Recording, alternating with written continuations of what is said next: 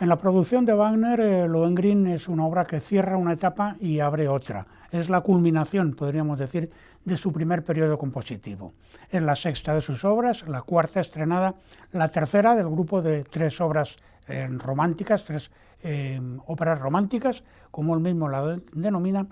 pero también es la última ópera romántica en sentido general, es decir, el último exponente de una línea expresiva, artística, que bueno, pues la había iniciado Carl Maria von Weber y la siguen pues otros compositores como Ludwig Spohr, como August Marchner o como Ernst Theodor August Hoffmann.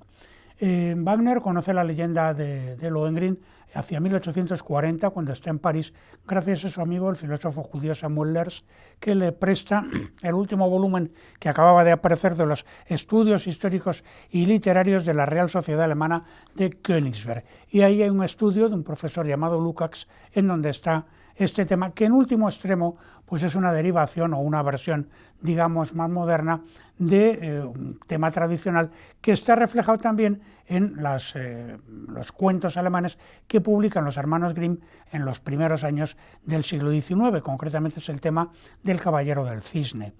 Wagner en ese momento no le hace demasiado caso a la leyenda y será algunos años más tarde cuando está en unas vacaciones en el año 45, en el verano del 45, en Marienbad, tomándolas en una cura de aguas, se ha llevado allí el poema el poema anónimo del siglo XIII de Lohengrin en la edición de Joseph von Goerres con su famosa introducción, esto es muy importante, y también el Parsifal de Wolfram von Eschenbach. Y esto le produce una impresión extraordinaria, deja a un lado un boceto en el que está trabajando, que es ni más ni menos lo que luego años más tarde será los maestros cantores, y se enfrasca en la escritura de Lohengrin, redacta primero, como era habitual en él, un boceto en prosa, después hace una versión ya poética de un libreto escrito en verso, y es interesante considerar que ya en esta ocasión Wagner mezcla el tema de la Stabreim, la aliteración, que va a ser el elemento fundamental de la versificación de las óperas posteriores, con una escritura en verso en que distingue los personajes por el tipo de métrica. A diferencia, por ejemplo, del holandés errante, que toda la métrica, casi toda la obra es en decasílabos, aquí los endecasílabos es para el rey Heinrich y para los caballeros brabanzones. Elsa canta en heptasílabos y luego Lohengrin, cuando entre, lo hará en octasílabos. El poema lo presenta pues a una serie de amigos ya en el Club Engel, que así se llamaba, cuando vuelve a Dresden. Entre esos amigos está nada menos que Robert Schumann y Gottfried Semper y el pintor Julius Schnorr von Karlsfeld. La acogida es buena, Wagner se pone a trabajar en la música y concluye ya la partitura orquestal definitiva, pues en mayo de 1848, es decir, cuando está a punto de cumplir 35 años.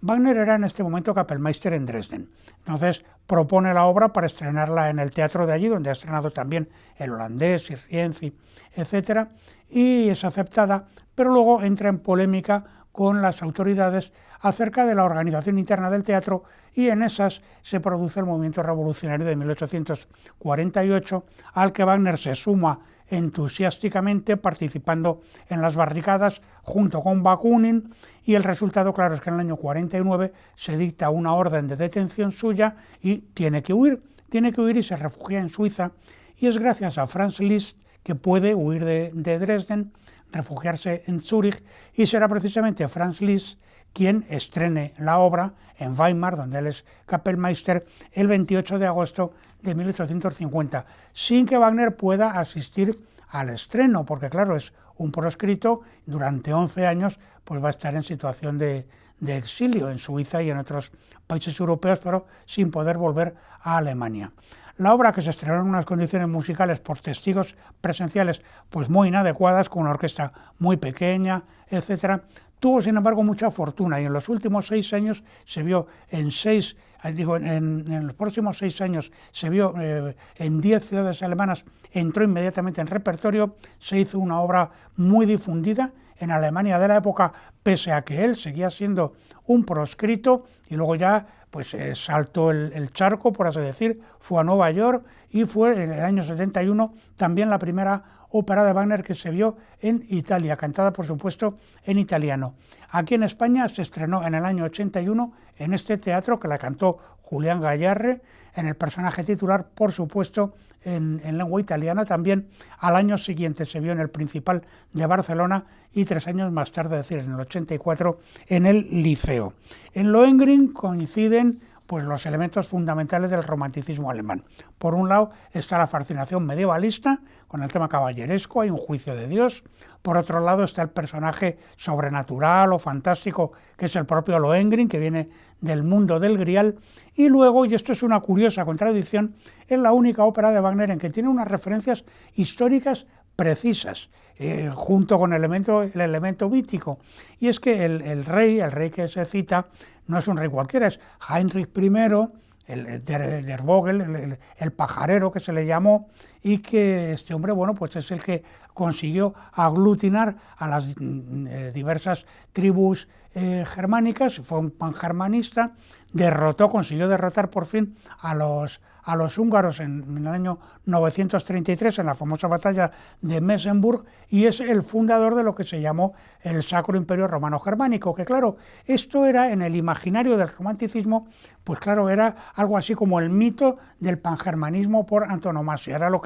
que encarnaba pues las aspiraciones a una Alemania unida. Hay que tener en cuenta que cuando Wagner nace, Alemania eran más de 250 principados independientes de muy distinto tamaño, que además andaban en guerra unos con otros, que luego después del Congreso de Viena, Alemania se convirtió en 37 estados, y claro, esa aspiración hacia la unidad está muy bien expresada aquí a través de ese personaje de Heinrich I, que es un personaje, ya digo, histórico, dentro de una obra de un argumento pues fundamentalmente fantástico. Algo que hay que añadir, naturalmente, otras referencias, como es el mito de Zeus y Semele, que el propio Wagner lo reconoce, es decir, cuando el amado se revela en toda su magnificencia, pues Semele muere, Semele es destruida, o en todo caso el amado se pierde. Es de hecho es la obra más pesimista, más trágica de Wagner, porque eso sucede así. Pero luego hay otros muchos temas que vienen de elementos literarios y operísticos inmediatamente anteriores a Wagner. Por ejemplo, el tema de la calumnia, del maleficio, eso está en la Uriante de Weber. El tema de los orígenes, la discusión de los orígenes, eso está en el Das Nibelungenlied, en el poema de los Nibelungos, que es el enfrentamiento entre Kriemhilde y Brünnhilde. El tema del tálamo, de la discusión en el tálamo, etc. Esto está tomado literalmente del Merlín de Karl Immermann, que se ha editado 3 o 4 años antes, y que también es una obra, es un poema dramático que tuvo mucha influencia. Y luego el Juicio de Dios. El Juicio de Dios está, por ejemplo, en El Templario y la Judía, que es una ópera de Marschner. Y en último extremo, el tema de la pregunta prohibida, pues bueno, eso nos podríamos remontar incluso al Génesis. Es un tema mítico esencial. Naturalmente, dentro de todo este esquema, el coro, como elemento enunciativo, tiene una importancia tremenda. Es la ópera de Wagner con una intervención coral más importante, y el coro está aquí cumpliendo exactamente el mismo papel que cumplía, por ejemplo, en las últimas obras de Gluck, es decir, el trasunto de lo que había sido el coro en la tragedia griega, que el coro pues comenta, anticipa, interviene en la acción, es en definitiva un personaje más, y en cierto modo se podría decir casi que es el personaje más importante de todo el drama. Luego, dentro de lo que es la ópera alemana de la época, es la primera ópera concebida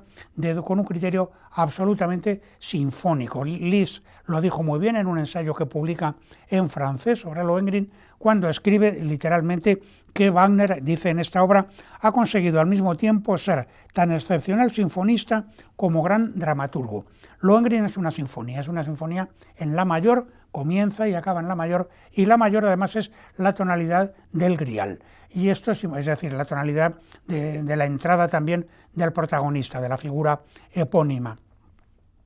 Y esto es muy importante porque en esta ópera ya, y con un grado de profundidad que no se había dado en las obras anteriores, pues Wagner le da un contenido simbólico a las tonalidades. Y si la mayor es la tonalidad del grial y del protagonista, el relativo menor de esa misma tonalidad, es decir, el lado oscuro de esa luz, pues es la tonalidad de fa sostenido menor, que está asociada a Ortrud y a la maldición de Ortrud, mientras que do mayor, por ejemplo, es la tonalidad de los caballeros brabanzones y del rey. Y en cambio la tonalidad de Elsa es la bemol, y claro, su dominante mi bemol pues está en contradicción con la tonalidad fundamental de Lohengrin, de manera que la propia música nos está dando ya la clave de la imposibilidad física de esa relación entre los dos enamorados. Es decir, Wagner nos explica el argumento con medios exclusivamente musicales. Luego, por lo demás, es una obra concebida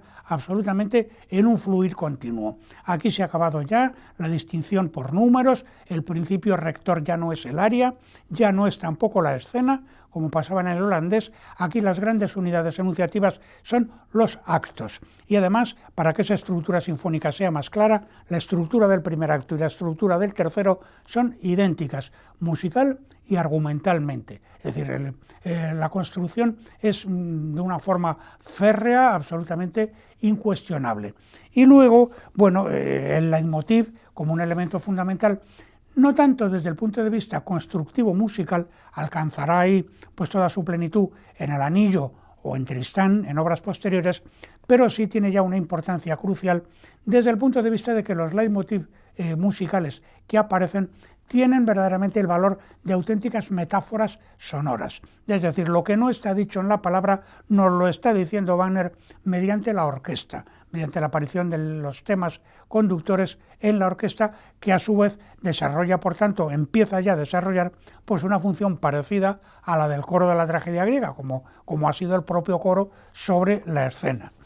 Capítulo aparte merece el tema de la escritura orquestal, porque en la orquesta clásica, la orquesta de Beethoven, la orquesta de Mozart, las maderas van a dos, las flautas, los oboes, los clarinetes. Aquí por primera vez en Wagner y por primera vez en la historia de la ópera alemana, las maderas ya van a tres, porque de lo que se trata es de poder construir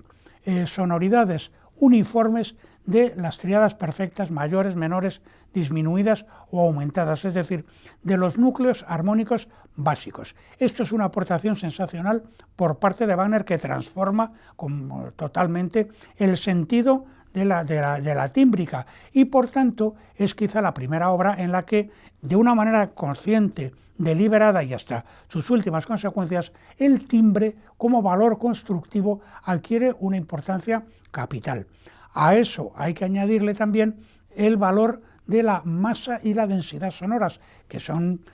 elementos que no tienen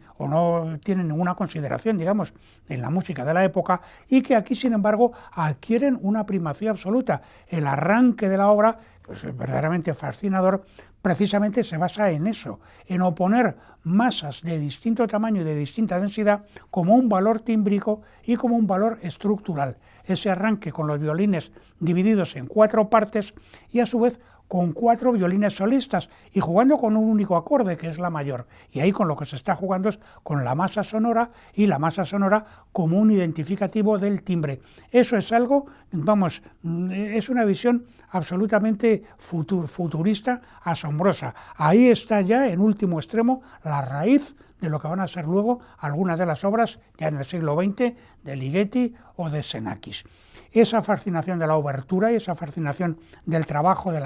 sobre la tímbrica está maravillosamente bien descrito, muy poética, muy bellamente descrito también por Liszt en ese ensayo francés sobre Lohengrin, que sobre el arranque de la ópera describe lo siguiente: la obertura, dice Liszt, es una especie de fórmula mágica que, como una iniciación misteriosa, prepara nuestras almas para la contemplación de cosas inesperadas y de un sentido más elevado que los de la vida terrenal, revelando un elemento místico siempre presente y siempre escondido en la obra.